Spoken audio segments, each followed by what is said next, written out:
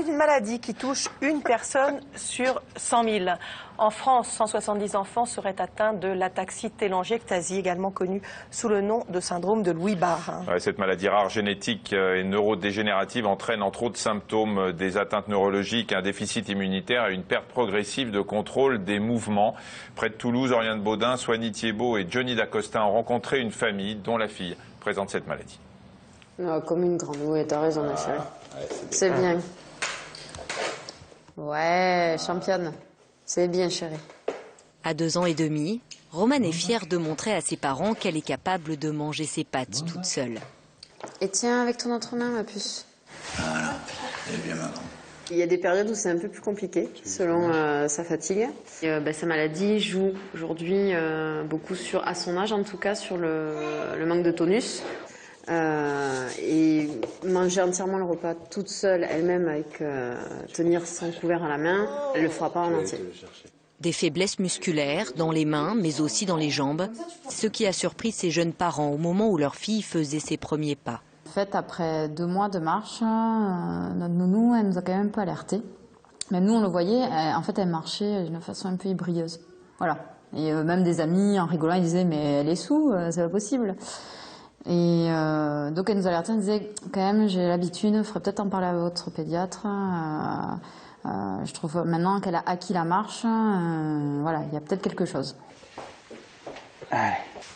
Ils sont fatigués. Oui, oui. Ils sont fatigués les bébés. Ils ont besoin de se reposer les bébés. Les examens s'enchaînent et le couperet tombe. Romane est atteinte d'ataxie-télangiectasie. Un nom barbare pour une maladie génétique neurodégénérative.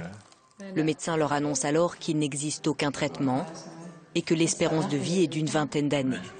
On prend l'info et à partir de là, il peut dire absolument ce qu'il veut. Il nous expliquait un petit peu les explications génétiques qui sont ce qu'elles sont, mais on ne l'écoutait plus. À partir du moment où il nous a dit que c'était cette maladie, on ne l'écoutait absolument plus. Les parents, ils ne font pas un enfant voilà, à durée déterminée, comme on dit. Voilà, on n'imagine pas ça pour son enfant, surtout voilà, là on regardait les photos de la naissance, elle est née avec voilà, aucun problème, quoi. Tout s'est bien passé pendant la grossesse, à terme, voilà. Donc c'est quelque chose qu'on n'imagine pas du tout, quoi. À l'hôpital de Toulouse, Romane est suivie par un neurologue et un hématologue. Il n'y a pas de traitement contre cette maladie rare, mais il faut en contrôler l'évolution. Et Romane, tu vas nous montrer un petit peu comment tu marches? Tu veux bien? On y va? Tu nous montres un petit peu? Je viens avec toi. On regarde l'équilibre, on regarde le mouvement, on regarde le mouvement des yeux aussi, parce que dans cette maladie, il y a un problème de mouvement des yeux, où on tourne la tête et puis les yeux restent dans le coin, et c'est seulement après qu'ils viennent. C'est la deuxième grande chose neurologique de cette maladie. En plus des atteintes neurologiques, le principal autre risque de la maladie est le déficit immunitaire. L'hiver, elle n'a pas été malade, vous l'avez, elle a été vaccinée. Elle n'a rien eu. Elle n'a pas eu d'infection du tout, ouais. Donc l'hiver s'est bien passé. Ouais. En raison d'un gène déficient, ces enfants sont plus exposés aux infections. Le gène qui est malade s'appelle ATM. Et ce gène, il est très important dans la réparation des cellules.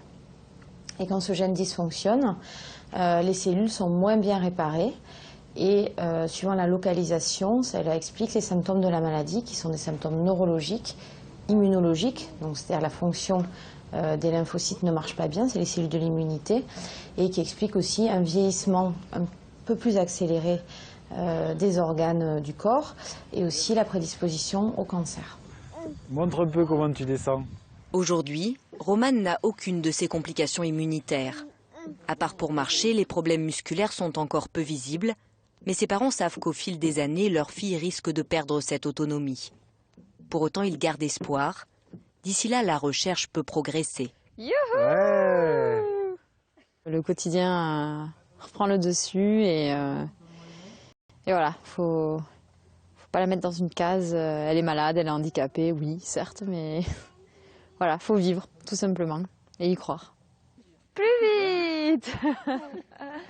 Voilà, si vous voulez plus d'informations sur l'ataxie-télangiectasie, vous pouvez vous rendre sur le site internet de l'association AT Europe, www.ateurope.org. Vous aurez plus d'informations sur allodocteur.fr. Gilles.